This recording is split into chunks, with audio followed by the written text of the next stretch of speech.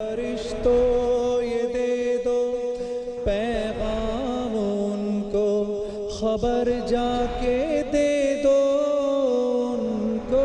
फरिश्तों के खादिम तुम्हारा सईद आ रहा है कि खादिम तुम्हारा सईद आ रहा है। फरिश्तों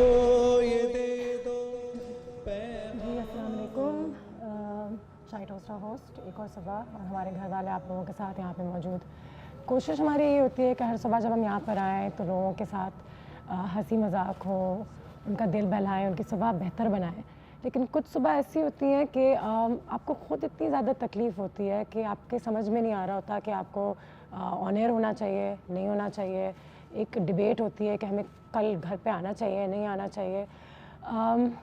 हम सब जानते हैं कल चित्राल का जो वाक़या हुआ है उसके बाद सबका दिल दुखा है। कितनी जानें जो हैं वो कुर्बान हुई हैं। 47 फैमिलीज़ जिनकी ज़िंदगी कल से बदल गई है।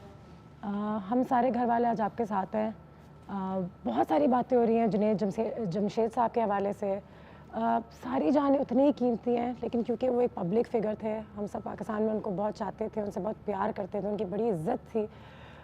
तो बात उनके ख़ानदान के हवाले से और उनके हवाले से ज़्यादा हो भी रही है। उनसे मेरी भी काफ़ी मुलाकात हुई थी। बिजली उनकी बहुत बड़ी फ़ैन थी। आयशा वगैरह गुलाबो के साथ उनका एक रिश्ता भी था, जान पहचान भी थी। और सब बस यही बातें याद करते हैं कि आखिरी दफ़ा मेरी उनसे कब मुलाकात हुई थी। जब भी आप किसी की मैयत पे जाते हैं या किसी के लिए अफसोस करते हैं तो हमेशा यही सोचते हैं, हम ये नहीं सोचते कि दुनिया उनके बारे में क्या कहती थी, वो क्या कर चुके थे, वो क्या नहीं कर चुके थे। हम ये सोचते हैं कि हमारा उनके साथ रिश्ता कैसा था। तो मैं तो इतना ही कहना चाहूँगी जुनैद जमशेद के हवाले से कि मेरी जब भी मुलाकात हुई तो एक हंसी मजाक रही, अच्छी मुलाकात रही। और मैं हमेशा उनको कहती थी मुझे आपके म्यूज़िक के दिन बड़े याद हैं, आप मेरे लिए उस टाइम के हीरो हैं। और वो हमेशा उसी अखलाक के साथ, प्यार के साथ, हंसी मजाक के साथ लोगों से मिलते थे। बस अल्लाह उन फैमिलीज़ को जन्नत नसीब करे और हाँ, जो लोग पीछे रह जाते हैं उनकी जो मुश्किलात होती है उनको आसान करे। बिजली आज बहुत अपसेट थी।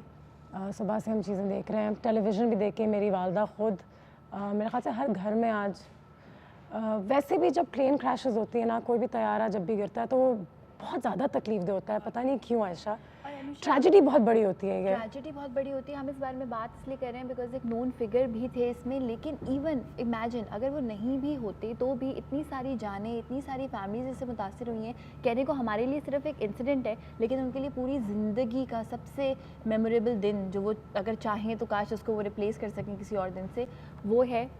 दुआएं हैं उन तमाम लोगों के लिए और अल्लाह ताला उनको सब्र दे, हौसला दे इस हादसे से गुजरने का। बिल्कुल, कुछ लर्निंग लेसन्स हैं आज जिसके बारे में हम बिल्कुल बात करना चाहेंगे। शाज़िया की कॉल भी आ गई है। अस्सलाम वालेकुम शाज़िया। वालेकुम अस्सलाम अनुशे। और मैं आप यकीन करें कि मैं जब से ही देख रही हूँ तो मैं बता नहीं सकती कि मेरी क्या फीलिंग्स है।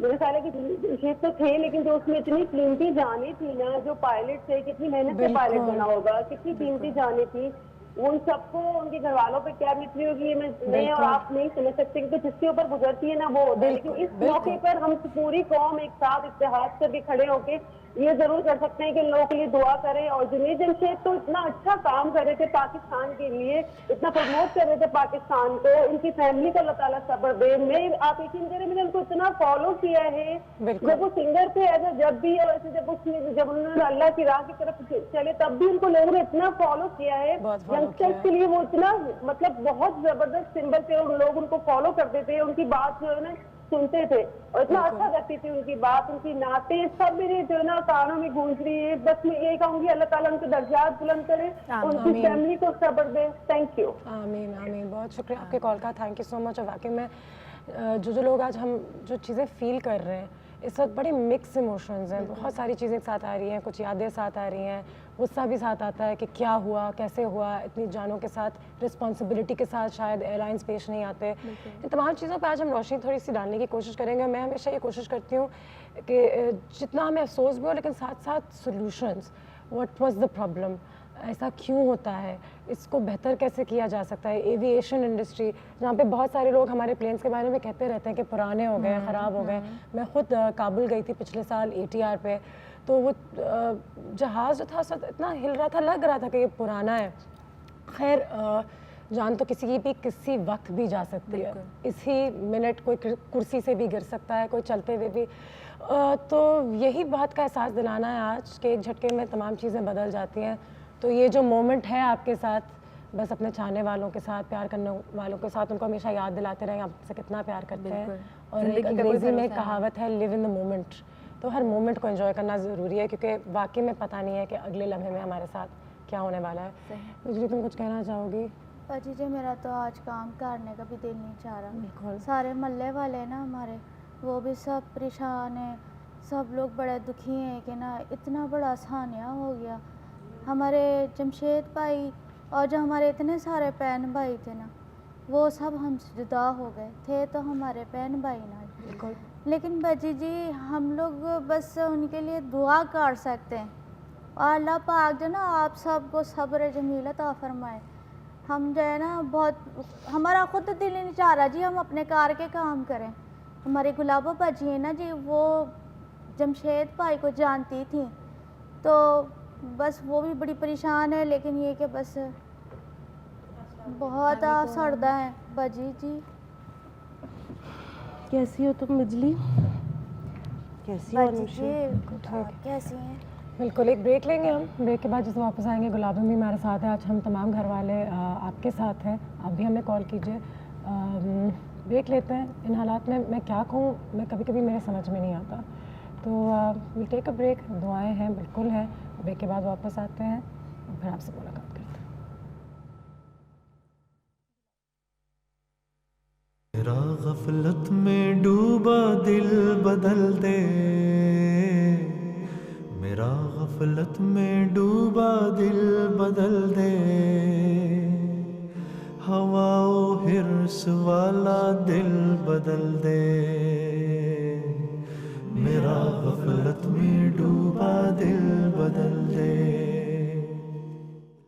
फरिश्तों ये दे दो पैगाम उनको, खबर जाके दे दो उनको, फरिश्तों के खादिम तुम्हारा सईद आ रहा है, कि खादिम तुम्हारा सईद आ रहा है। अनुषे, आज मिर्ज़ा गालिब का एक शेर मुझे बहुत याद आ रहा है। हमने माना कि तगाफुल ना करोगे, लेकिन खाक हो जाएंगे तुमको खबर होते तक।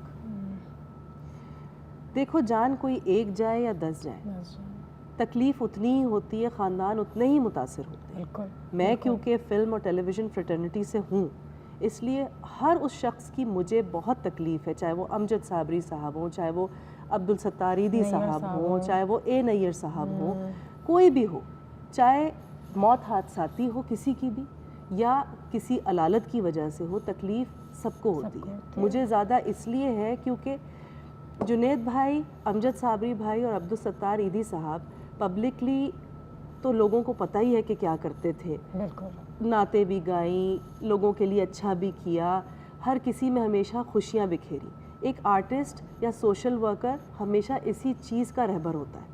वो ही लोगों को बताता है कि मोहब्बत क्या है, इखलास क्या है, आपस में भाईचारा क्या चीज़ होती है। वो इन्वेस्टर होता है ना इन चीज़ों का। उनके जाने से ज़्यादा तो इसीलिए उनके जाने से तकलीफ़ ज़्यादा होती है, क्योंकि उनकी बहुत सारी अच्छी बातें ज़िंदगी में आपको मुतासिर करती हैं। हम छोटे से थे तब से जुनैद भाई को बहुत अच्छी बातें करते हुए, बहुत अच्छी सारी चीज़ें करते हुए देखते आए। अमजद साबरी भाई को भी जब देखा तो हमेशा उनके चेहरे पर मुस्कुराहट होती थी। और अब्दुल सत्तार ईदी जैसे फरिश्ता सिफ्त लोग बहुत मुश्किल से इस दुनिया में जन्म लेते हैं। हम में से कोई एक अगर इन सब में से कोई भी एक अच्छी बात चुनकर अपनी ज़िंदगी पर अप्लाई कर ले तो बहुत बेहतर इंसान बन सकता है। ज़िंदगी फ़ैशन, किसी पर उंगली उठाने, तनकीद करने से बढ़कर भी बहुत आगे है। हम कभी अपने गिरेबान में झांक कर नहीं देखते कि हम क्या हैं। हम भी ज़िंदगी में हिपोक्रेसी से काम लेते हैं, हम भी दोगलेपने से काम लेते हैं, हम भी बहुत सारी गलतियां करते हैं। लेकिन जब अल्लाह की ज़ात हमें माफ़ कर देती है तो हम इंसान कौन होते हैं किसी को भी अच्छा या बुरा जज करने वाले। तो इसलिए आज का दिन हम सब फिल्म वालों के लिए, हम सब टेलीविज़न वालों के लिए बहुत बहुत गम का दिन था, सारी शूट्स कैंसिल हुई और आज मैंने ये रियलाइज़ किया कि मुझे कभी भी हसीना से भी लड़ाई नहीं करनी चाहिए, क्योंकि लड़ाई अच्छी बात ही नहीं है। दिल में कीना रखना अच्छी बात ही नहीं है। जो मेरे दिल में था मैंने कह दिया। अनुषे, तुम कुछ बता रही थी? नहीं, मैं ये कहने की कोशिश कर रही थी कि 2016 हम लोगों के लिए, पाकिस्तान के लिए, पूरी दुनिया के लिए बहुत ही भारी साल मुश्किल और भारी साल रहा है और ये ख़त्म होके ही नहीं दे रहा। रोज़ लगता है कि कुछ ना कुछ, कोई ना कोई ऐसी खबर आएगी और ऐसा होता है। एक बार फिर जितनी जाने गई, 47 फैमिलीज़ इससे मुतासर हुए हैं और ये सिर्फ 47 फैमिलीज़ आज लग रहे हैं कि ये सिर्फ उनकी फैमिलीज़ नहीं थी बल्कि हमारी फैमिलीज़ इससे भी पहले थी। भी जो हमारे साने खानदान हुए का हैं अनुषे, जो बहुत सारी चीज़ें। एक होटल ट्रेन में का एक आग लगी, ट्रेन का एक शाहनुरानी शाहनुरानी पर, या पर। कोई भी ऐसी दहशतगर्दी का वाक़या होता है जिसमें अमवात होती हैं, जिसमें बच्चे मरते हैं या ख़वातीन मरती हैं या कोई भी इंसानी जान को नुकसान पहुँचता है, तो वो सारे बहुत ट्रैजिक इवेंट्स हैं। हमें ये दुआ करनी चाहिए, सबसे पहले तो मरने वालों की मग़फ़िरत के लिए एक दफ़ा दुआ करनी चाहिए, अगर हम मुसलमान हैं या इंसान हैं सबसे बढ़कर। तुम्हारी मुलाकात जुनैद भाई से आखिरी कब हुई थी? 6 महीने पहले, जब 414 एक परफ्यूम था वसीम अकरम का, जिसकी लॉन्चिंग सेरेमनी हमारे एक मकामी होटल में हुई थी। वहाँ मैंने बहुत तमीज़ से उनको सलाम किया था और उन्होंने बहुत प्यार से जवाब देकर कहा कि माशाल्लाह तुम बहुत अच्छा कर रही हो ज़िंदगी में, देखा तुमने कभी अल्लाह की याद को दिल से नहीं निकाला, हमेशा शुक्र अदा करती रही, तो अल्लाह ने तुम्हारे साथ कितनी अच्छाइयाँ की। उनकी यही अच्छी बातें थी। अच्छा, तुम्हारी मुलाकात हुई थी? मेरी कभी भी मुलाकात नहीं हुई, लेकिन अनुषे इस सारे इंसिडेंट पे एक चीज़ आपके दिमाग में बार बार आती है, वो ये कि ज़िंदगी इतनी अनसर्टन चीज़ है, इसका कोई भरोसा नहीं है। और अपने प्यार करने वालों से, अपने रिश्तेदारों से कभी नाराज़ नहीं हो, उनको कोई गलत बात नहीं कहें, कुछ नहीं पता कल की ज़िंदगी का, आप ना हो वो ना हो, इसलिए जो मौका मिले उसमें उनसे माफ़ी भी मांग लें, अगर कोई नाराज़गी है मोहब्बत से काम लें और हमेशा अपने दिल को साफ रखें, अगले का जो भी ज़र्फ। बाजी जी, मैंने तो सोचा था मैं अपने घर में बुलाऊंगी इनसे नात पढ़वाने के लिए, यहाँ पे ना अपने घर में तो रौनक हो जाएगी। कोई बात नहीं, जो लोग शहीद होते हैं वो हमेशा जिंदा रहते हैं, बिल्कुल, चाहे वो हो, चाहे अमजद साबरी भाई हो, ये लोग शहीदों में ही आते हैं। सही। ब्रेक लेते हैं, एक और ब्रेक लेते हैं। हमारे कुछ मेहमान हैं जो आज हमारे घर आने वाले हैं। बहुत ज़रूरी है कि आज के दिन हम सीखें कि जब हम टेलीविज़न पे ऐसी ख़बरें सुनते हैं, ऐसी चीज़ें देखते हैं, तो हम पे क्या गुजरती है और हमें किस तरीके से अपने आप को आगे बढ़ना चाहिए और हैंडल करना चाहिए, बहुत ज़रूरी है। क्योंकि आए दिन जब पाकिस्तान में ऐसे मौक़ों पे मुत्तहद रहना चाहिए। मुत्तहद तो रहना चाहिए, लेकिन आप पे जो असर होता है, मैं अपनी वालदा को देख रही थी जो वो लेट के टीवी देखे जा रही थी, तो एक वक्त आया जब मैंने मामा को कहा कि आप ये बंद कर दें, क्योंकि इस पे असर आप पे भी बहुत बुरा होगा। तो how to deal with trauma, ये बहुत ज़रूरी है। बिल्कुल, किस तरीके से उन फैमिलीज़ के साथ डील करना चाहिए वो भी बहुत ज़रूरी है। हमारे रिपोर्टर भी है फ़ाहद साहब, जो आपके बात के करीब ही हैं, हवेलियाँ जहाँ ये क्रैश हुआ है उस साइड के करीब हैं, तो उनसे भी बात करेंगे, उनसे ये पूछेंगे कि लेटेस्ट अपडेट्स क्या हैं। इस वक्त हम ज़्यादा तो कुछ कर नहीं सकते, दुआएं भेज सकते हैं उन फैमिलीज़ को और तमाम पाकिस्तानीज़ को, लेकिन ये ज़रूर पता करना हमें भी ज़रूरी है कि इन चीज़ों के बाद क्या होता है। हम अपनी किस तरीके से हम अपने पावर को इस्तेमाल कर सकते हैं कि एयरलाइंस पे प्रेशर डालें, गवर्नमेंट पे प्रेशर डालें कि ये चीज़ें बेहतर हों, हमारे सिस्टम्स बेहतर हों, कि जितनी जानें जो गई हैं वो ज़ाया ना जाएं, उनकी डेथ से कोई मकसद हो, कोई कुछ चीज़ अचीव हो पॉजिटिविटी की तरफ। ब्रेक लेते हैं, ब्रेक के बाद वापस आते हैं और आगे इस सेशन को बढ़ाते हैं, देखते रहिए। तेरा गफलत में डूबा दिल बदल दे, मेरा गफलत में डूबा दिल बदल दे, हवाओ हिर्स वाला दिल बदल दे, मेरा गफलत में डूबा दिल बदल दे। फरिश्तों ये दे दो पैगाम उनको, खबर जाके दे दो उनको, फरिश्तों के खादिम तुम्हारा सईद आ रहा है, कि खादिम तुम्हारा सईद आ रहा है। जी, एक बात गुलाबी ने जो आज अच्छी की और दोबारा से मैं इसको दोहराना चाहूँगी, वो ये है कि क्योंकि जुनैद जमशेद जो थे वो एक पब्लिक फिगर थे, पूरा पाकिस्तान उनको जानता था, तो आज उनके बारे में हमें बहुत ज़्यादा तकलीफ़ हो रही है। लेकिन इसका हरगिज़ ये मतलब नहीं है कि बाकी जितने पैसेंजर्स थे ट्रेन पे उनकी जानें कीमती नहीं थी, उतनी ही कीमती थी। कहा ना, हर जान अपने कीमती घर है, मुतासिर हुए। हर घर आज हमारा ही घर है। मुझे ऐसा ही लग रहा है कि हम एक हो गए और हमारी as a nation फैमिली जैसा united लग रहा रहना है। चाहिए ऐसे और बिल्कुल बिल्कुल ये बात है। और 47 families, 47 mothers, fathers, brothers, sisters, friends, कितना Friends बड़ा और नेटवर्क। उसके अलावा 47 ही नहीं, बल्कि जैसे कि मैं कह रही हूँ, पूरा जो ये मुल्क है इस वक्त पाकिस्तान में, पाकिस्तान के गम बाहर जो का, लोग हैं, फिक्र कितने लोगों का ने वक्त बाहर है। से कन्नौल, गम का वक्त है, फिक्र का वक्त है, गुस्से का वक्त है, सवाल जवाब पूछने का वक्त है कि हमारे साथ क्यों, मेरे साथ क्यों, क्या हो सकता था, गलती क्यों हुई, पायलट्स ने क्या किया। जब ऐसी चीज़ें होती हैं ना, तो ये इंटरनेट एक ऐसी चीज़ है जो मैं फ़ौरन अपने फ़ोन पे जाके ना देखती हूँ कि कौन कौन था, उनकी फैमिलीज़ कैसी थी, उनकी उम्र क्या थी, आखिरी क्या मैसेज था, वो घर से कब निकली, जो लोग आपके कैबिन क्रू में होते हैं, जो आपको सर्व कर रहे होते हैं, जो आपका ख्याल रख रहे होते हैं, उन पे क्या गुजर रही होगी, वो भी काम करने निकलती हैं।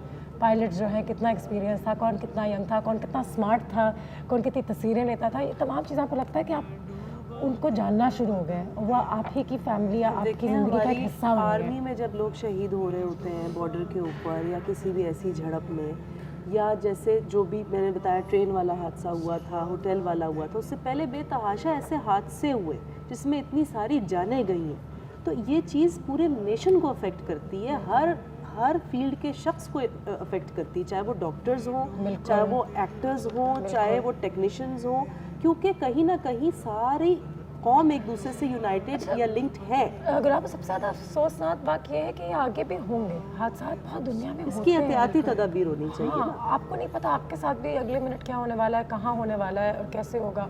कहने का मकसद ये है कि हैंडल करना अपने आप को, और एक बार फिर किस तरीके से तैयार रहना, किस तरीके से गुनाह, कहते हैं ना अपनी आखिरत को याद करो, अपनी कब्र को याद करो, तो ये एक वाकई में एक बहुत सही बात है, क्योंकि उससे फिर आप दूसरे लोगों के साथ आपका रवैया, वही बात, दूसरे लोगों से प्यार, और दुनिया में क्या छोड़ के जाना आपको, ये ना कि अच्छी बातें, ना आपका पैसा रह जाता है, बेसिक्स ना आपका हर घर रह रिलीजन जाता है, की लोग है। आपको बस आपकी बातों से याद करते हैं कि वो अच्छी थी या वो अच्छा था। हर बेसिक जो रिलीजन, हर रिलीजन की जो बेस है वो हमेशा इंसानियत पर ही मबनी है, एक दूसरे के साथ खुश अखलाक़ी पर मबनी है। तो हम इतनी छोटी सी चीज़ों को प्रैक्टिस करते हुए शर्म क्यों महसूस करते हैं? हमें दूसरों के बारे में कोई गलत बात कह देना बहुत अच्छा लगता है। हम ये क्यों नहीं कहते कि आज किसी के घर में कुछ हुआ है तो हम सारे जाकर इसकी हौसला अफजाई करें। मैं समझती हूँ हमें अल्लाह ने अगर ये प्लेटफॉर्म दिया है अनुशे, तो हम उन तमाम फैमिलीज़ के साथ हैं, उन तमाम शहीदों के साथ हैं जो या जिनकी इवन नेचुरल डेथ्स हुई हैं बीमारी की, अलालत की वजह से, किसी भी वजह से, हम उनके साथ यूनाइटेड खड़े हुए हैं एज अ नेशन। एटलीस्ट मेरा तो ये जज्बा है, बीइंग अ पाकिस्तानी,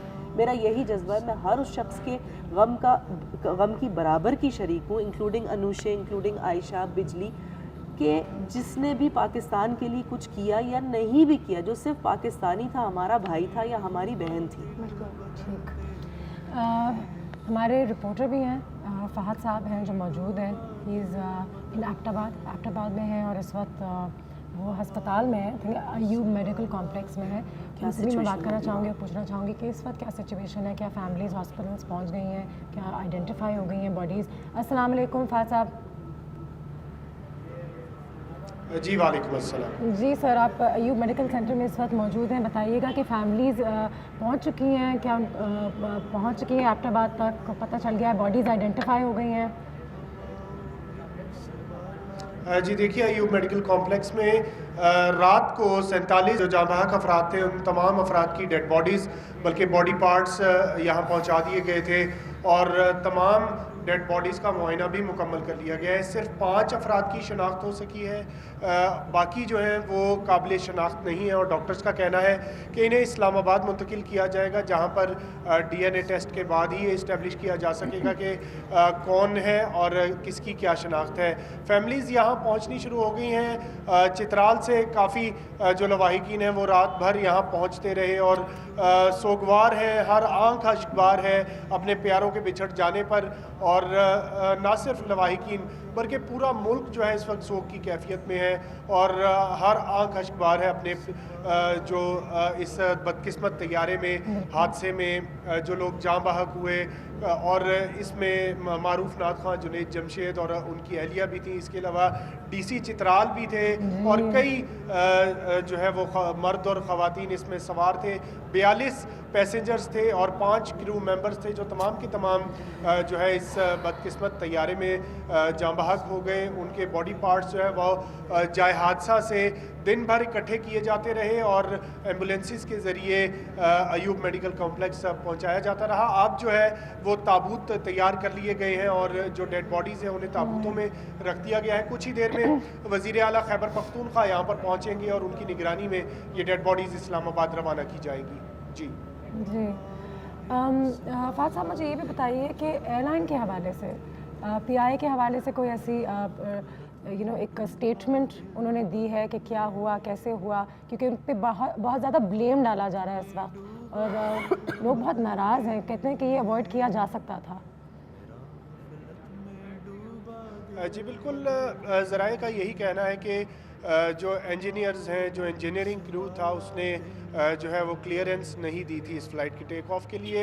बहरहाल अब तहकीकात होंगी, इंक्वायरीज़ होंगी और ये तहकीकात में ही इस्टेब्लिश हो सकेगा कि इसकी ज़िम्मेदारी किस शख्स पर या कितने अफसरान पर डाली जा सकती है। क्या सिविल एविएशन अथॉरिटी इसकी ज़िम्मेदार है या क्या कौमी एयरलाइन इसकी ज़िम्मेदार है। बहरहाल कहीं ना कहीं कोई ना कोई कोताही ज़रूर हुई है और कहा जा रहा है कि कुछ जो है वो इंजन में फनी ख़राबी थी जिसके बाइस जो है ये तैयारा गिरकर तबाह हुआ और कंट्रोल टावर से भी इसका राब्ता मुनक़ता हो गया था। ठीक 4:16 पर ये तैयारा जो है ये एबटाबाद के करीब हवेलियाँ का एक नवाही गांव है वहाँ पर गिरकर तबाह हुआ था। जी मेरे ख्याल से इस्लामाबाद से लैंडिंग से काफ़ी करीब ही, कुछ 15-20 मिनट के लैंडिंग के पास। मुझे ये भी समझ में नहीं आया कि इसमें पैराशूट्स भी नहीं थे या उसके अंदर ऑक्सीजन मास्क भी नहीं थे। फात साहब आपका बहुत शुक्रिया, थैंक यू सो मच, बहुत शुक्रिया जी। उस वक्त इतनी जल्दी चीज़ें होती हैं ना, गुलाबों के उसको समझ में नहीं आता, पैराशूट सबको इस्तेमाल नहीं करना आता। ये मेरे ख्याल से को पायलट की तस्वीरें हैं जो आपके आगे यहाँ पे चल रही हैं और जुनैद जमशेद साहब, देयर यू गो। और इसकी मैंने काफ़ी तस्वीरें भी देखी इस लड़के की। पायलट, इनको कितना शौक था ना पिक्चर्स लगाने का और ये माशाल्लाह पाकिस्तान के जो नॉर्दर्न एरियाज़ हैं, क्योंकि उस पर उनके जहाज़ ज़्यादा चलाते थे, उड़ाते थे, तो वहाँ पे बहुत सारी उन्होंने अपने ही यूट्यूब पे, अपने फेसबुक पे तस्वीरें लगाई गिलगित की, फ्लाइट से बनाते थे। बिल्कुल। आप देखें कि इनकी माओं का इस वक्त क्या हाल होगा, इनकी फैमिलीज़ का इस वक्त क्या हाल होगा। मैंने कहा ना कि कोई एक शख्स नहीं, पूरा ख़ानदान मुतासर होता है, सारे दोस्त अहबाब मुतासर होते हैं। ये एयरपोर्ट की तस्वीरें हैं, ये जाने से एयरपोर्ट, ये बिल्कुल ये 2 दिन पहले जब वो तबलीग के लिए गए थे, बिल्कुल ये PTI का एक जलसा था, बिल्कुल ये भी मुझे याद है।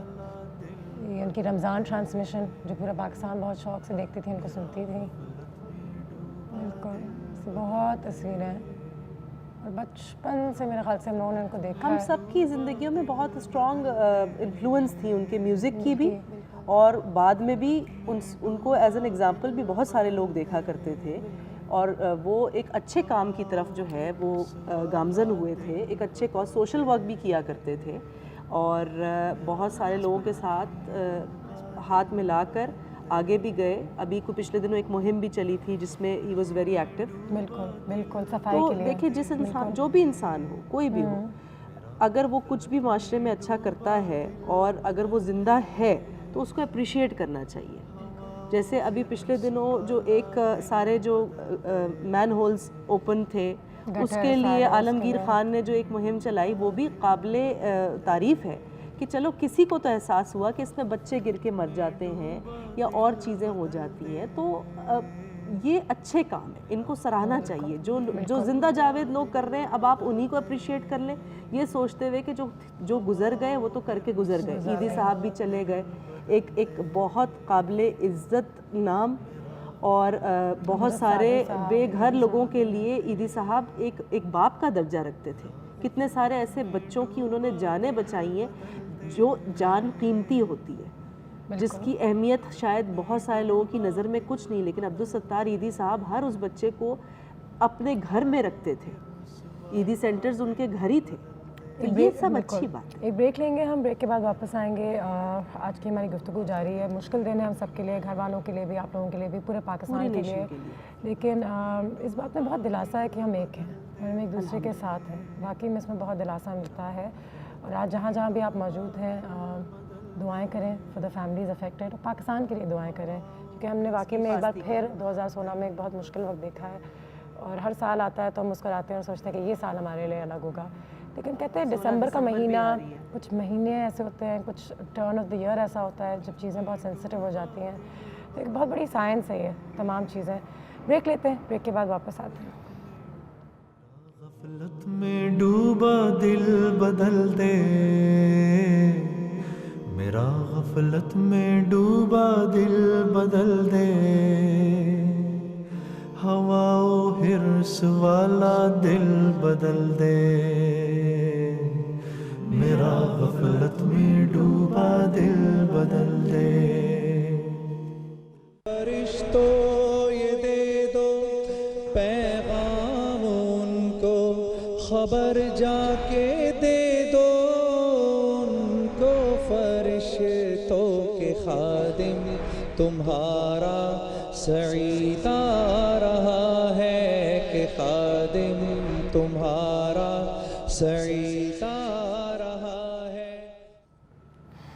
जी, और जैसे कि आप सब जानते हैं आज चाय टोस्ट होस्ट पे भी कल के क्रैश के हवाले से बात हो रही है। और एक बार फिर मैं ये बताना चाहूँगी कि मकसद आज की इस ट्रांसमिशन का या हमारे यहाँ पर आने का यही है कि अब हम चाहेंगे कि लोग सीखें जब कब कोई सान्या पेश आता है, जब कोई ट्रेजेडी होती है तो how do you deal with loss, क्योंकि जाने वाला तो अल्लाह को प्यारा हो चुका है, लेकिन पीछे जो लोग रह जाते हैं, हम जैसे लोग जिनको रातों को नींद नहीं आती, जिनको बहुत ज़्यादा डर लगता है, अगली दफ़ा हम जहाज़ में बैठने से पहले वाकई में ये सोचेंगे, हज़ारों दफ़ा दुआ पढ़ेंगे। वैसे भी जहाज़ में बैठने से पहले कहते हैं ये एक ऐसा खौफ है जो 27-28 साल की उम्र के बाद आपके अंदर आता है, जहाज़ में बैठना फोबिया हो जाता है। फोबिया हो जाता है लोगों को, उड़ते वक्त जहाज़ों में देखते वक्त आपको वैसे भी थोड़ा बहुत डर लगता है। मुझे है। और क्योंकि ग्लोबल वार्मिंग की वजह से दुनिया भर में मौसम के पैटर्न्स जो हैं वो बदल रहे हैं, तो ये भी रिसर्च कहती है कि अब टर्ब्यूलेंस या जब आपको जो झटके पड़ते हैं जहाज़ में वो ज़्यादा बढ़ जाएंगी।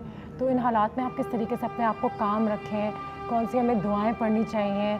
बाज़ औक़ात लोग तो दवाई खा के जहाज़ पे बैठते हैं क्योंकि उनको बस हम सोते हुए गुजार दें।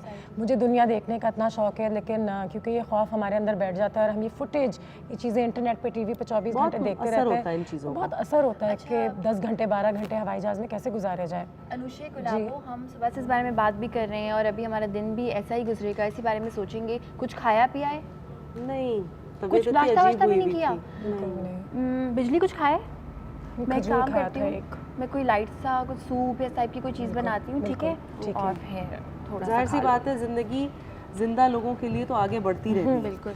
और हम सब्र ही कर सकते हैं सोच कर के जो होना था वो हो गया, लेकिन उस हादसे ने हमें क्या सिखाया, हम उससे क्या बेहतर इंसान बनने में कामयाब हो सके, या हमने सिर्फ कहा कि ओके हो गया, क्या हमें क्या लेना देना, क्योंकि डायरेक्टली हमारा उससे कंसर्न नहीं था। क्या हम एक चीज़ की निगलेक्जेंस की तरफ चले गए, या हमने एक चीज़ से ये अच्छाइयाँ सीखी कि नहीं, हमें एक दूसरे के लिए हमेशा एज अ कौम खड़े रहना है, एज़ मुसलमान खड़े रहना है, एज़ पाकिस्तानीज़ यूनाइटेड रहना है। ऐसी डिज़ास्टर्स के वक्त, ऐसी चीज़ों के, ऐसे हादसों के वक्त क्या एक दूसरे के लिए मददगार साबित होना है। हम हर चीज़ से अच्छा और बुरा पहलू चाहें तो निकाल सकते हैं। जी बिजली बाजी जी बस मैं तो जो ना, मेरा तो काम करने का बिल्कुल दिल नहीं चाह रहा, बस ये कोई बात नहीं बिजली, तुम आज रेस्ट ले लो, आज तो मैं जाती कोई भी हूँ, काम आशा नहीं बाजी कर की रहा, हेल्प कराती उसकी हूँ। मदद करा दो। हाँ वही कर रही हूँ, बिल्कुल। मैं दुआ कर रही हूँ मैं तो उनके लिए जी। मैं तो बड़ी ख्वाहिश थी कि वो हमारे कार में आए। नहीं, अच्छी बात है, आप दुआ बस जी, करें। कोई बात नहीं, अल्लाह को दुआ जो सबसे करें। अच्छी चीज़ है। वो भी दुआ शायद सबसे यही अच्छी चाहते, अल्लाह के उन्होंने नसीब क्या उन लोगों के लिए में दुआ लिखा है कभी ना नहीं हमारे। की जो उनके साथी थे, जो इस दुनिया एक में चीज़ नहीं मैं रहे। कहना चाहूँगी इन हालात में कि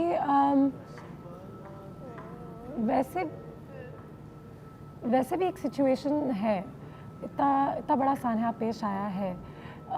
इंटरनेट के ज़रिए हम अनजाने में भी बहुत सारी अफवाहें फैलाते हैं, बहुत सारी पैनिक सिचुएशंस फैलाते हैं। कुछ ऐसे ऑडियो क्लिप्स, मिसइन्फॉर्मेशन और कुछ ऐसे ऑडियो क्लिप्स जो हैं वो इंटरनेट पे फैलना शुरू हो गई हैं, जहाँ पे ओ ये उनके आखिरी लम्हात थे और ये सुने, और लोग अल्लाह अकबर कह रहे हैं। इसको किसी ने ये नहीं कहा है कि ये सच है, there is no authenticity. PI ने या किसी गवर्नमेंट के इदारे या किसी ऑफिशियल ने इसको अनाउंस नहीं हुआ है। ब्लैक बॉक्स मिल चुका हुआ है। ये मैंने फुटेज खुद देखी थी हमारे न्यूज़ चैनल पे, लेकिन उसको डीकोड करने में 2 से 3 दिन लगते हैं। इतनी जल्दी इंफॉर्मेशन लीक नहीं होती। तो मैं बिल्कुल आप लोगों से ये ज़रूर दरख्वास्त करूँगी कि पैनिक मत फैलाएं इन सिचुएशंस में, क्योंकि वो बहुत बुरी चीज़ होती है। उससे बेहतर ये है कि सूरह फातिहा पढ़ दें, या देखिए किसी भी मरने वाले के लिए सूरह फातिहा पढ़ना तो एक सवाब का काम है ना, इससे आपकी ज़ात को भी सवाब मिल रहा है। आप उस सवाब की ही खातिर थोड़ा सा तो मदद लें रिलीजन से।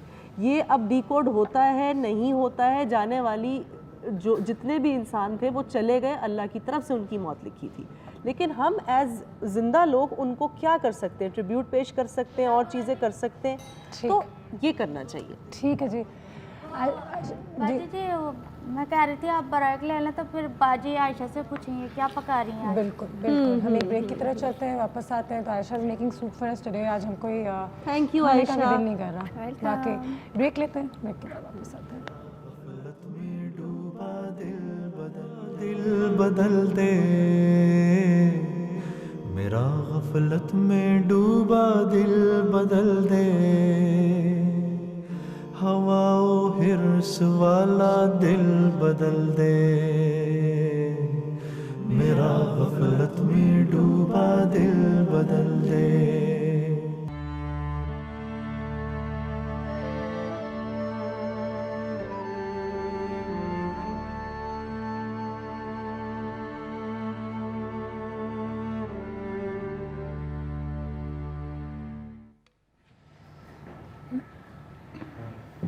जी, और जैसे कि आप सब जानते हैं, आज हम इस हादसे के हवाले से ही बहुत सारी बातें कर रहे हैं।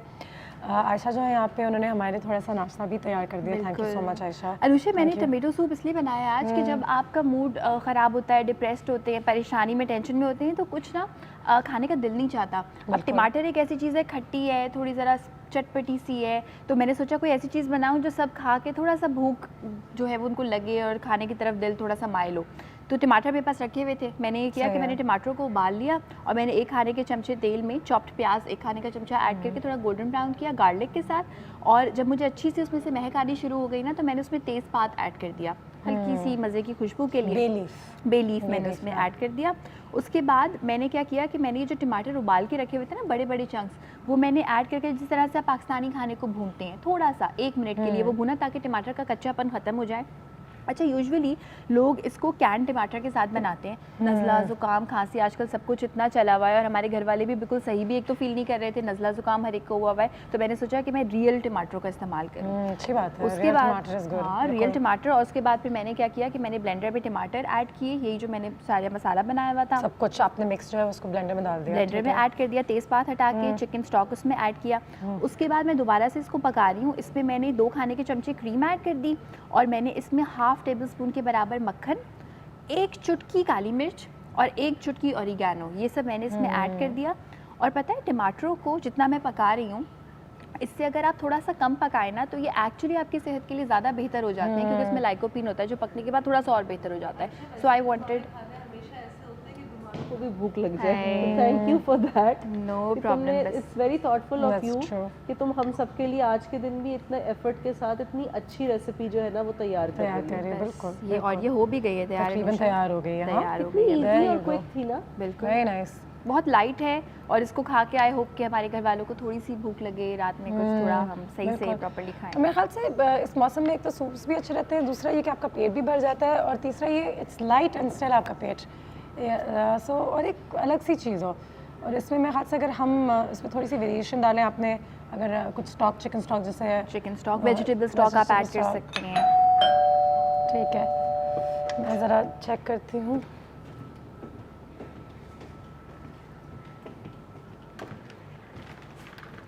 अस्सलाम वालेकुम बिल्किस आपा, कैसी हैं आप?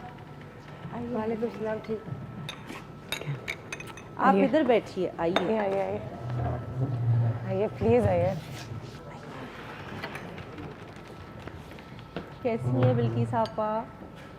बिल्कुल, प्लीज़ बैठिएगा जी। जैसा कि आप सब जानते हैं, बिल्किस आपा को कौन नहीं जानता। बिल्किस भी आज हमारे साथ यहाँ पे मौजूद हैं।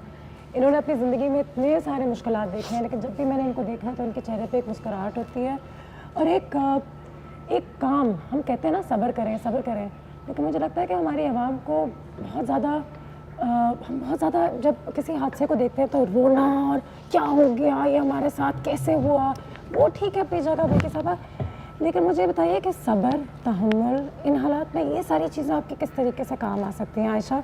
उनके साथ हमारी एक आदत सी हो गई है ना, ये गुलाबों की हमारी आदत एक सी हो गई है। आप तो इतने हादसे देखती हैं, इतनी अमवात होती हैं, जब तो सबसे पहले ये हर अपनी पूरी टीम के साथ शाना बशाना खड़ी होती हैं। मैंने देखा है, मुझे पता भी है कि ये उन मुर्दों तक को गुस्ल एट टाइम्स दे रही होती है जिनके लवायकीन नहीं आएंगे, कोई पूछने वाला नहीं हो। जी आप बोलिए। मैं एक बात बताना चाहती हूँ कि 21 साल पहले मेरी बेटी अलमास हज करने ले गई थी, वहाँ बहुत बड़ी आग लगी थी, जो जमशेद बिन के साथ थी, तो अल्लाह पाक ने इनको उधर बचा लिया था। मेरी बेटी, मेरा दामाद, मेरा नवासा। तो क्या उस वक्त ज़हनी कैफियत क्या होगी? ये नहीं, यहाँ फ़ोन आते थे कि तुम्हारी बच्ची उधर है, तुमको खैरियत की खबर आई। हमको पता ही नहीं था ये लोग कहाँ हैं। हमको फिर रात को पता चला कि दामाद चेक हो गए थे ना, बच्चे के साथ वो मिल गए, लेकिन उनको जो पानी गिराते थे ना आग बुझाने के लिए, वो पानी से उनके पाँव के तले जल गए थे, चप्पल नहीं पहने हुए थे मेरे दामाद ने। बल्कि साहब यही मुझे बताइए कि जब इतने सारे हादसा आपने देखे हैं, इतने सारे लाशों को आपने अपने हाथों से गौसल दिया है, तो इंसान के अंदर क्या सब्र, ये चीज़ें देख देख के पैदा हो जाते हैं या हम बेहिस हो जाते हैं कि ये किस तरीके से? अल्लाह में सब्र आ जाता है, सब्र आ जाता है। हाँ, कि ये हिकमत है, अल्लाह की हिकमत अमली है। बेशक किसी बंदे को कोई बंदा मार दे, वो उसका कमाल नहीं है, बस ये सब अल्लाह की तरफ से हो रहा है। और अल्लाह में गुलाब के फूल चुन चुन के ले रहा है, अच्छे अच्छे लोगों को ले रहा है। ओके, देखो ना अल्लाह मियाँ की बंदा बेबस है अल्लाह मियाँ के आगे जी। और इतनी साइंस ने तरक्की की है कि लोग चांद तक पहुँच गए, लेकिन ये चीज़ें ख़त्म नहीं होती। नहीं तो मौत तो बरहक है, मौत तो बरहक है। हम मौत को तो झुटला नहीं सकते, कभी इस चीज़ से इनकार नहीं कर सकते। जहाँ पे आप चाहे 7 कमरों में भी बंद हो, अगर वहाँ पे भी आनी है तो तब भी आनी तो है। बस मैं कहती हूँ कि जिसको भी आए अल्लाह उसके लिए आसानियाँ पैदा करे, हम इज्जत की मौत, इज्जत की मौत। लेकिन साहब मुझे ये बताएं, जब ऐसे सानिया पेश आते हैं, ऐसे हादसे होते हैं जहाँ पे इतनी सारी जानें एक साथ चले जाती हैं, अल्लाह को प्यारी हो जाती हैं, उस वक्त इमरजेंसी सिचुएशंस में ईदी सेंटर हमेशा सबसे आगे और सबसे पहले भर भी जाता है। इसको हैंडल किस तरीके से किया? इसलिए कि हमारा पूरे पाकिस्तान में 25-50 किलोमीटर पे वायरलेस सिस्टम और गाड़ियाँ हैं। बिल्कुल है, तो वो वायरलेस करके जल्दी जल्दी बुला लेते हैं कि तुम जल्दी आ जाओ, तुम यहाँ। मेरे ख्याल से तमाम में भी सबसे पहला नाम ईदी सेंटर का ही आता है कि आप यहाँ पे फोन इसलिए कि वायरलेस सिस्टम दिया गया है ना। मैं एक चीज़ ज़रूर, सॉरी आपकी बात काट रही हूँ, एक चीज़ मैं ज़रूर पूछना चाहूँगी कि जब आपने या ईदी साहब ने इस बात की शुरुआत की थी, इस मुहिम की शुरुआत की थी या इस अच्छे कॉज की शुरुआत की थी, तो यहाँ पे अच्छाई को तो हमेशा रोका जाता है, अब उसके लिए बहुत परेशानियों का सामना करना पड़ता है। तो आपने भी इस तरह की बेतहाशा बातों का सामना किया होगा, ऐसी तनकीद का निशाना बनी? ईदी साहब ने खुद भी की थी। नहीं, मैं इनसे कहती थी कि लोग हमें बुरा कहते हैं, आप इनका मुंह तोड़ दो, उसको बोलो वो तोड़ देगा, आप नहीं बोली गलत बात बोलते हैं हमारे लिए, आप उनका मुंह तोड़वाओ। लेकिन बोलते थे यकीन है ईदी साहब कहते होंगे उन्हें भी बोलते थे कि अपोजिशन का होना ज़रूरी है, अपोजिशन का होना ज़रूरी है, हमारे लिए बुरा बात करने वाला आदमी चाहिए, बिल्कुल, ताकि हम अच्छा कर सकें, नहीं हमारे में तकब्बुर ना आ जाए। कॉल आई कॉल है हमारे पास। हिना साहब, अस्सलाम वालेकुम। नाजिया, वालेकुम अस्सलाम। जी क्या कहना नाइला अब्बासी बात कर रही हूँ। जी नाइला, आज क्या कहना चाहेंगी इस हादसे के हवाले से? मैं ये हादसे के हवाले से पहले तो बात ये सुन के तो यकीन ही हो रहा था कि हमारे भाई इतने अच्छे, इतने अल्लाह के चाहने वाले, जो अल्लाह की राह में गए हैं और वो शहीद हो गए। एक वजह से खुशी भी बहुत हो रही है और अल्लाह ताला हम सबको ऐसी शहादत दे जैसे हमारे भाई को मिली है। बिल्कुल बिल्कुल, बहुत शुक्रिया नाला साहब। कहते हैं ना शहीद कभी मरते नहीं, तो ये सारे पैसेंजर्स जो है हमेशा हमारे साथ इन स्पिरिट जिंदा है, बात सारी है। बल्कि साहब मुझे बताया कि 40-45 फैमिलीज आज खानदान, इन हालात में हम लोगों के लिए दुआएं कर सकते हैं, खानदान वालों सब्र की दुआ कर सकते हैं कि अल्लाह मियाँ इनको सब्र अता करे, और इसके अलावा इसका कोई चारा नहीं है। वक्त मुकर्रर था, हाँ, मुकर्रर था। मुकर्रर था। और जब ये लोग पीछे रह जाते हैं उनको बहुत तकलीफ का सामना बहुत करना ज़्यादा पड़ता है। तकलीफ होती है, बहुत ज़्यादा। बहुत ज़्यादा तकलीफ होती है और बहुत ज़्यादा बिल्कुल। हमारे पास एक ट्रॉमा सर्जन भी है जो आएंगे। मैं आपसे ही बात कर रही थी, जब ऐसे हादसे होते हैं तो जो लोग पीछे रह जाते हैं वो भी बहुत ट्रॉमा का शिकार होते हैं, और जो लोग हादसों में जिनकी जानें बच भी जाती हैं कभी कभी, कुछ पैसेंजर्स ऐसे होते हैं जो एयर क्रैशेस के बाद, रीजन प्लाजा में जो आग लगी है इस वक्त, जो ट्रेन का क्रैश हुआ है, जो नूरानी शाह नूरानी पे जो हादसा हुआ है, ये बहुत सारी चीज़ें इतनी तकलीफ बिल्डिंग गिर जाती है कभी, एक के बाद एक पाकिस्तान में ज़लज़ले में जो बिल्डिंग्स गिरी थी उसके कितने सारे लोग ऐसे भी हैं जो 20 मोजा ऐसा हुआ था 20-20 दिन बाद भी जिंदा निकल आए थे। होता ये है कि हम उस वक्त आंसू नहीं आ रहे होते हमें, क्योंकि हमने इतना कुछ देखा होता है।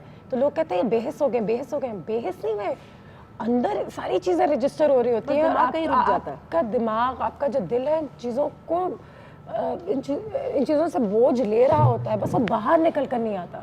तो इसको बाहर भी निकालना, कहते हैं रोना भी अच्छा होता है, ज़रूरी होता है, थोड़ा दिल हल्का हो जाता है। तो फैसल सईद साहब हैं जो हमें ज्वाइन करेंगे, प्रोफेसर सईद साहब हैं जो हमें ज्वाइन करेंगे इस ब्रेक के बाद, और बिल्किस आपा हमारे साथ हैं, आपके कॉल्स भी ले रहे हैं। और अब हम अपने आप को इस तरफ ले चलेंगे कि इसके सॉल्यूशंस क्या है, सब्र कैसे है, टॉलरेंस क्या है, ट्रॉमा हैंडलिंग क्या है। हमेशा मरने का सब्र आता है लेकिन खो जाने का नहीं, आता नहीं आता है। वाकई सही बात है। खला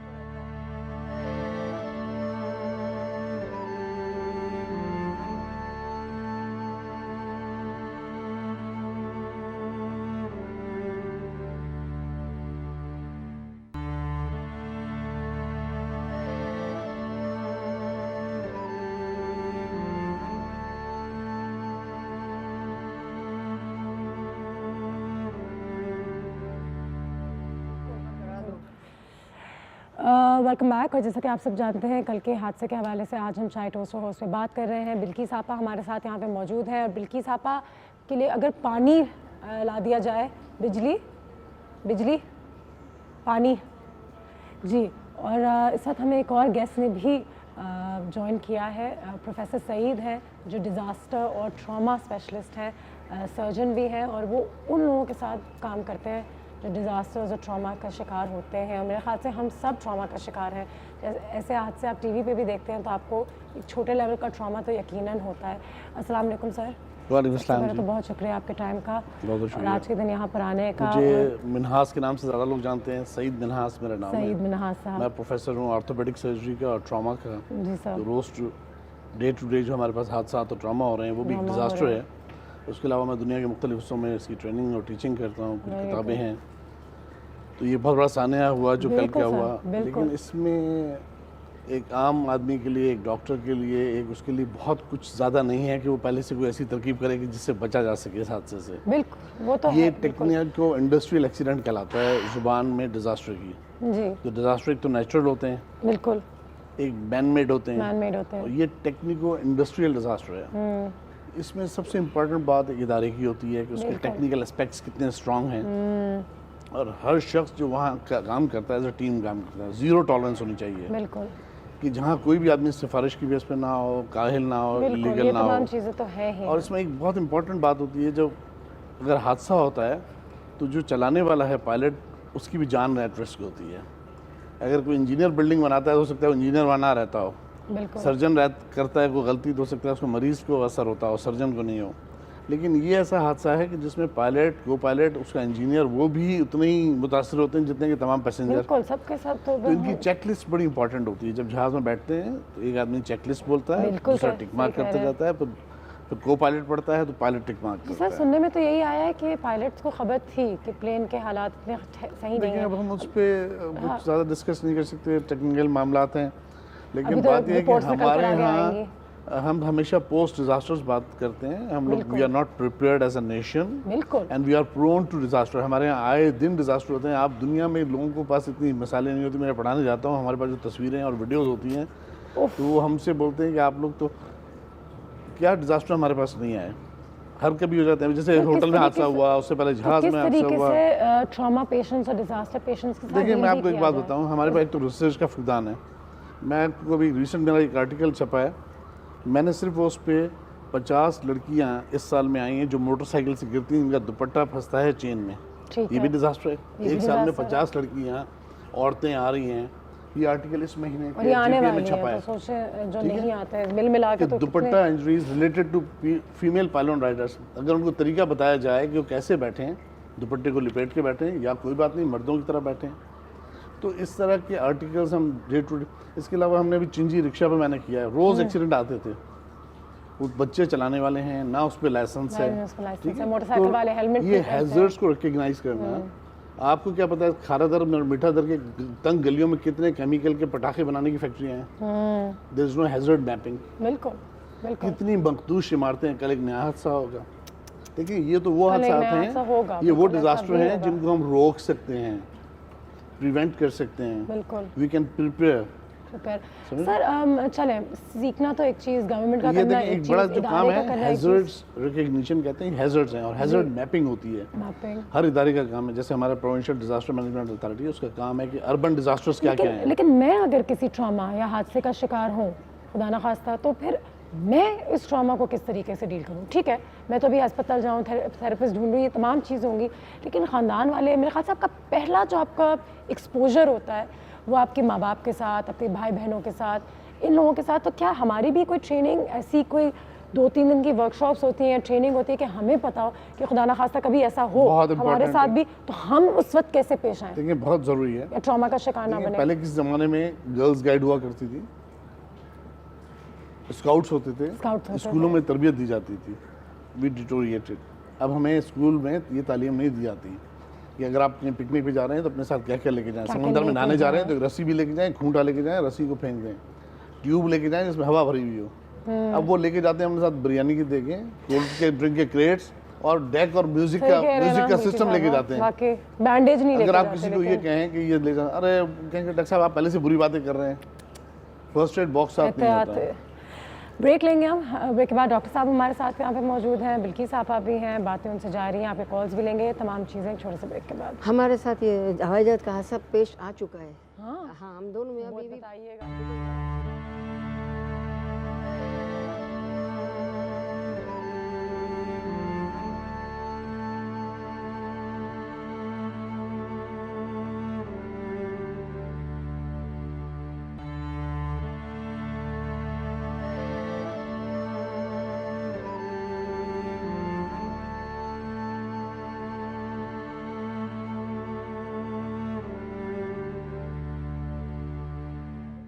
जनाजे में भी गए थे। बिल्किस आपा से ब्रेक के दौरान ये बातें हो रही थी कि जब ऐसे हादसे पेश आते हैं तो खुद भी कह रही थी कि खुद भी एक दफ़ा एक जहाज़ में थी, एक जहाज़ दुबई जा रहा था, हमको लेके बड़ा जहाज़ था, 350-400 मुसाफिरों का।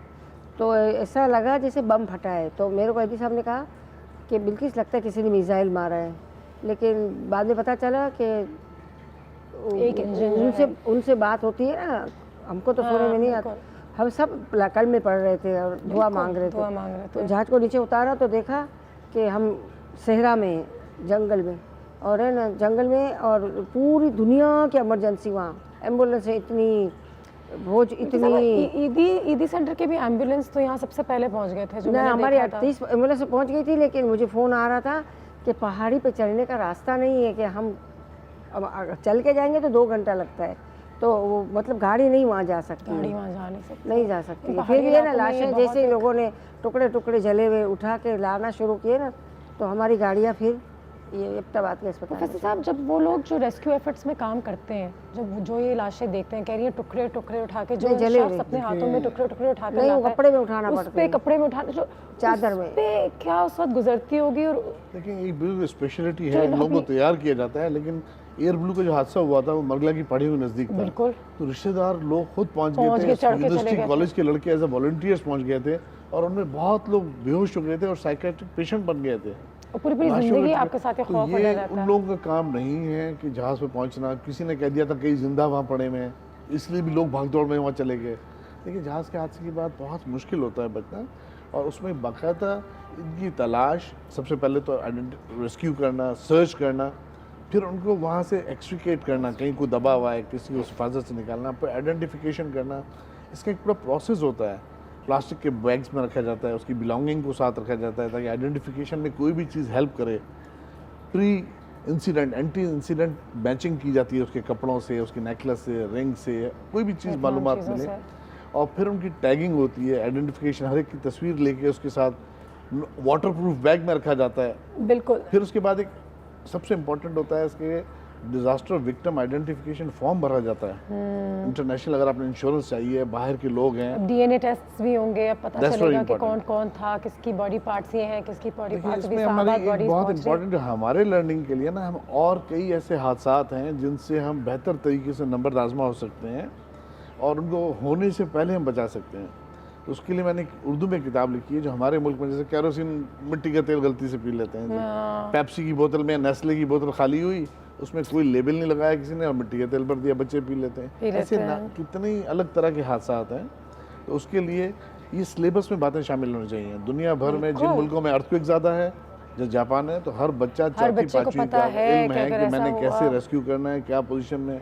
बल्कि साहब आप बहुत ज़्यादा ऐसे हादसों के बाद जो आप कह रही हैं लाशें पहचान में नहीं आती, टुकड़े टुकड़े हो जाते हैं, जल जाती, कोयला बन तो जाती है। उनके लिए मतलब कि आप किस तरीके से उनको दफन करते हो या उठाते नहीं, हो? अमानत रखवाते हैं ना जब हमारे पास। आइडेंटिफाई कैसे होती हैं? हमारे पास तो पुलिस अमानत रखवाती है। अच्छा, रखवाती है। जब कोई नहीं आता है तो फिर बोलती है कि 1 महीने के बाद दफन कर दो। दफन कर दो, तो आप ही उनके फिर लिए उसके दुआएं पास पढ़ के- CR नंबर हाँ। और वो हादसे का जो होता ऐसा है। कितना होता है जो लाशें आती है जब कोई पूछने नहीं आता? इसमें कितने लोग तो बगैर बताए सफ़र भी कर लेते हैं, घर में बताए बगैर भी सफ़र में आ गए होंगे कितने लोग। हाँ बिल्कुल। तो ये अब इनका तो कोई वजूद ही नहीं होगा बेचारों का, नाम लिखे हुए हैं लिस्ट में के ना, तो इतने इतने लोग।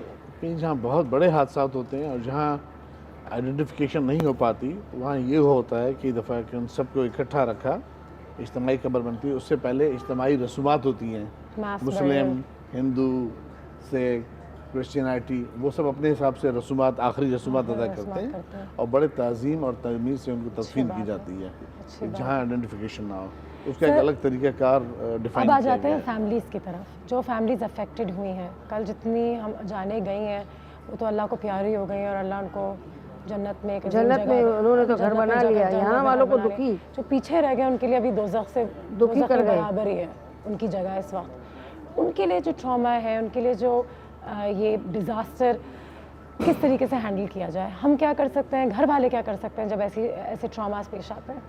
ये बड़ा इम्पोर्टेंट एक सवाल होता है कि psychological aspect of this trauma. ठीक है, सिर्फ वो लोग नहीं जो मुतासिर हुए हैं, और अजीज रिश्तेदार या कई लोगों ने जिन्होंने ट्रैवल करना होता है। पूरा पाकिस्तान मुतासिर हुआ है। आज जो लोग जहाज में बैठेंगे वो यही सोचेंगे। That's right. ये बड़ा एक ग्रीव होता है लोगों में बैठ के, फिर उसका तरीक़ाकार ये होता है कि आप ग्रुप डिस्कशन होती है, बड़े लोग जो हैं यंगस्टर्स को तसल्ली देते हैं, बताया जाता है कि ये हादसा हज़ारों में से एक होता है और आप उसके लिए किसी को दोषी करार नहीं दे सकते और गलती किसी की भी हो सकती है उसमें। अल्लाह पाक की मर्ज़ी। और इसमें जो खुद है पैसेंजर है, विक्टिम, वो उसके हाथ में कुछ नहीं होता, ठीक है ना, ये उस पायलट के हाथ में, इदारे के हाथ में। लेकिन आप एक चीज़ नोट करें कि PI का नाम हमेशा इन चीज़ों में रोशन रहता है नेगेटिव पहलू से। बिल्कुल। उसका मकसद अब सख्ती नहीं है, कभी कोई एयरोसिस पकड़ी गई स्मगलिंग के इल्ज़ाम में, कभी कोई चर्च निकल रही जहाज़ में से, कभी कॉल भी लाहौर से आपसे बात करना चाहती हैं। अस्सलाम वालेकुम जी। सारा जी क्या कहना चाहेंगे आज? हेलो अस्सलाम वालेकुम। वालेकुम सलाम बेटा जी। जी सारा जी, आप? हाँ जी, बहुत अफसोस हुआ इन बच्चों का बेटा जी, जो ये मतलब वफात पा गया है जहाज में। मेरा बेटा, बहुत दुख हुआ मेरा बेटा जी। हाँ जी, हाँ जी। सारा जी मुझे बोले कि इन हालात में जब आप ऐसी चीजें टीवी पे देखते हो तो आप पे क्या गुजरती है? क्या आपको लगता है कि टीवी जितना दुख होता है मेरा बेटा, मुझे बहुत दुख हुआ है, मैं कसम कहती हूँ, बहुत दुख हुआ मेरा बेटा जी। ये हमारे बच्चे ही थे मेरा बेटा। इनको चाहिए कि ये लोग जहाज, ये लोग इतनी सड़कों के ऊपर पैसा लगा रहे हैं बेटा जी, ये इनको चाहिए कि जहाज सही करें, और चीजें सही करे बेटा जी। ये तो बहुत मुश्किल काम है मेरा बेटा। बिल्कुल सही है, बिल्कुल सही है। हाँ बेटा जी, बहुत दुख हुआ। देखो ना, जवान बच्चे, छोटे छोटे बच्चे बीच में, मेरा बेटा घर से बाहर उन लोगों से, मेरा बेटा जी ये तो बहुत गलत काम हो गया बेटा जी। हर वक्त ये होता है, ये नहीं कि ये आज ही हुआ है मेरा बेटा, इनको तवज्जो करनी चाहिए इस बात पे।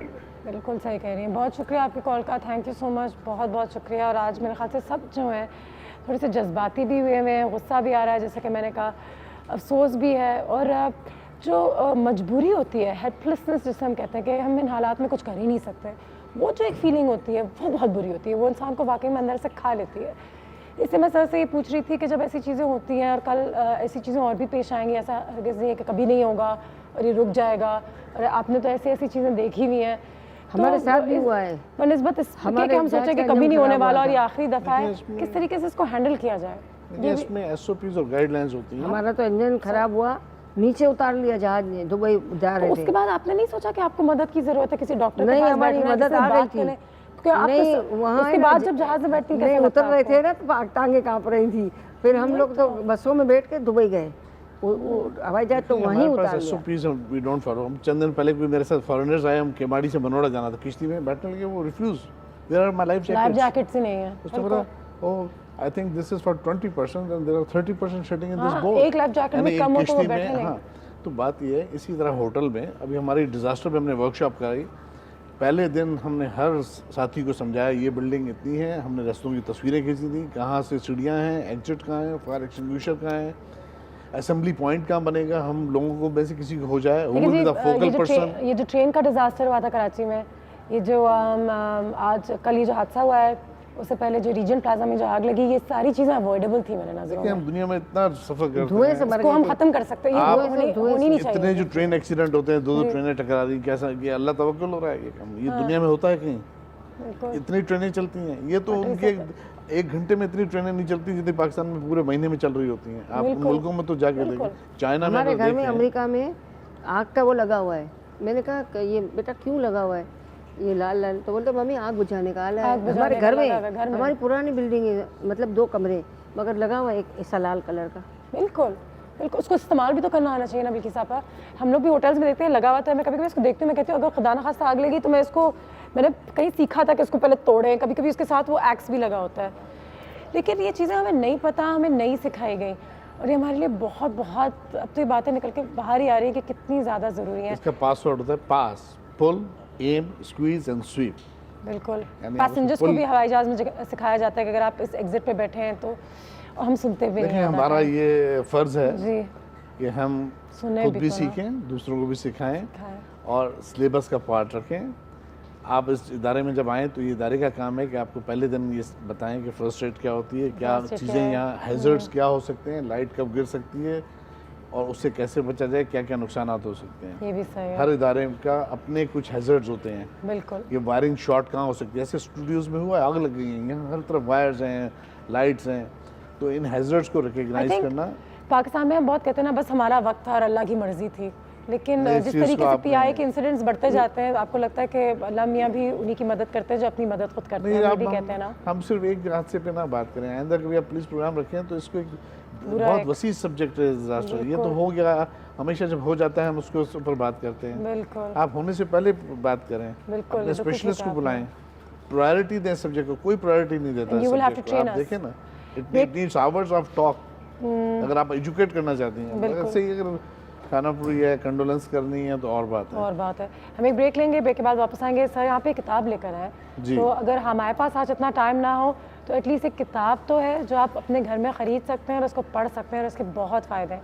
मैं आपको बताऊँगी किताब कौन सा है। ब्रेक के बाद इस पर थोड़ी सी बात करेंगे।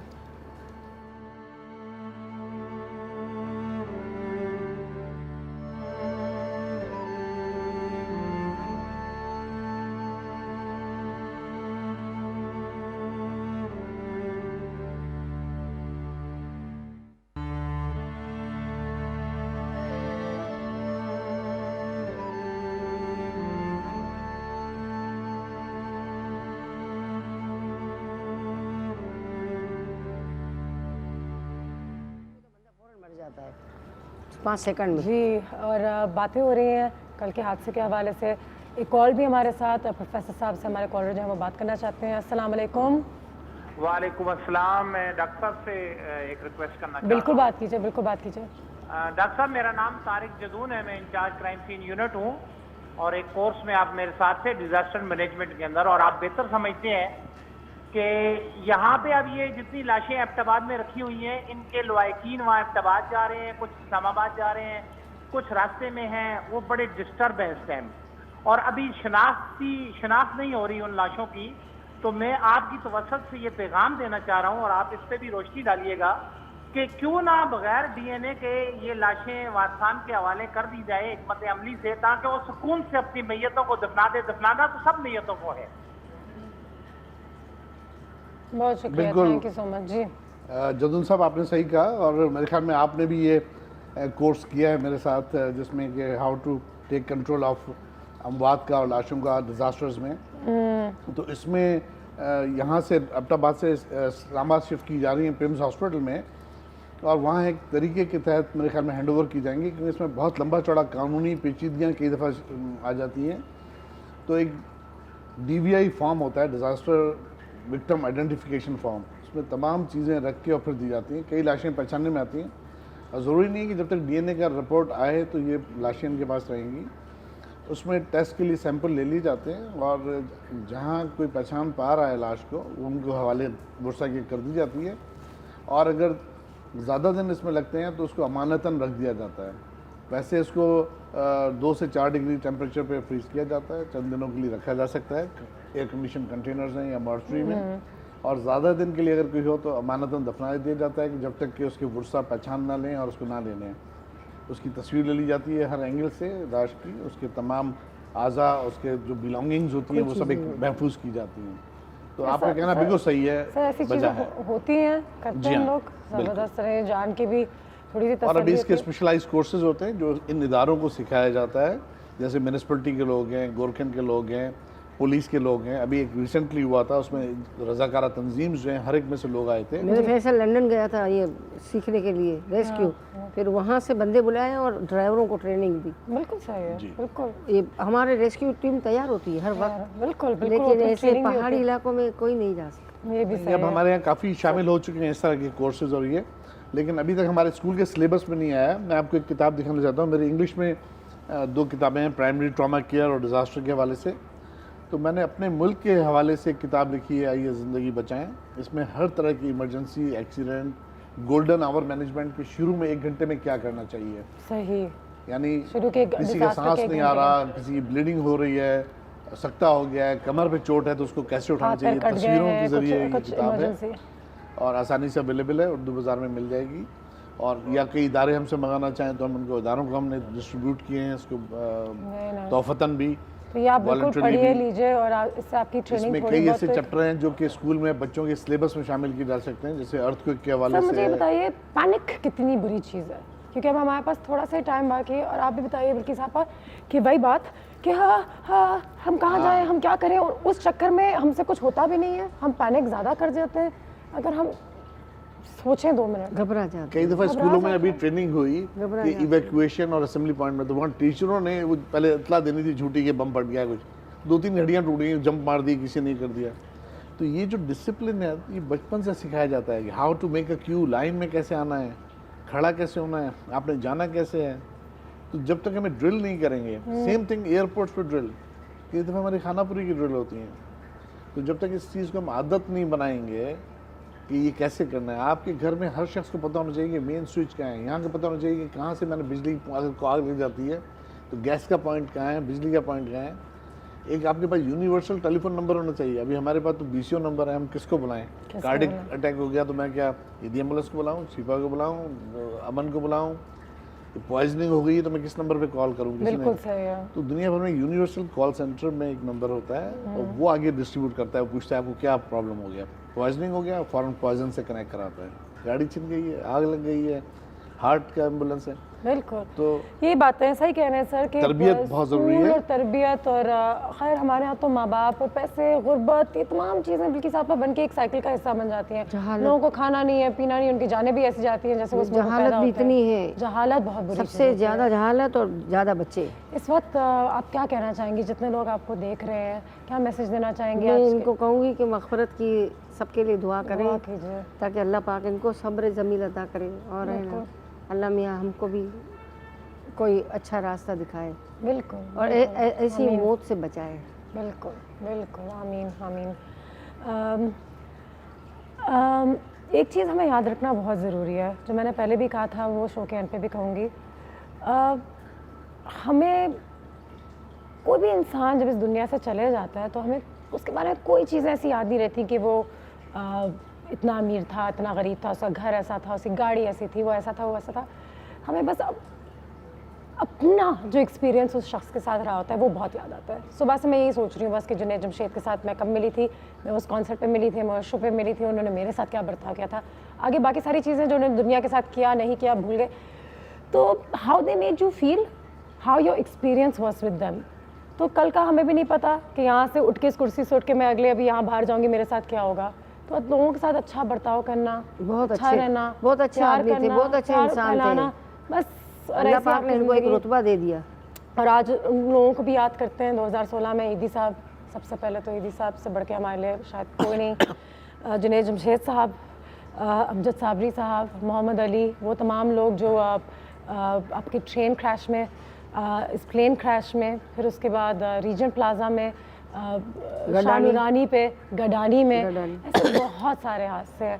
सर से रब्ता कीजिए सर, गॉड ब्लेस यू, बहुत दुआएं आपके लिए कि आप इतना अच्छा काम करते हैं। और मैं तो ज़्यादा अभी तक सीखने के अमल में हूँ, हर मौके पे कोशिश करता हूँ पहुँचें, देखें, कुछ सबक हासिल करें और उसको प्रिंट आउट करूँ मैं एज अ रिटन आर्टिकल की शेप में कि कोई और लोग भी फ़ायदा उठा सकें। Thank you so much sir. हमारी मुलाकात होगी कल। दुआ में उन तमाम विक्टिम्स को याद रखिएगा और स्टे सेफ। अल्लाह हाफिज़।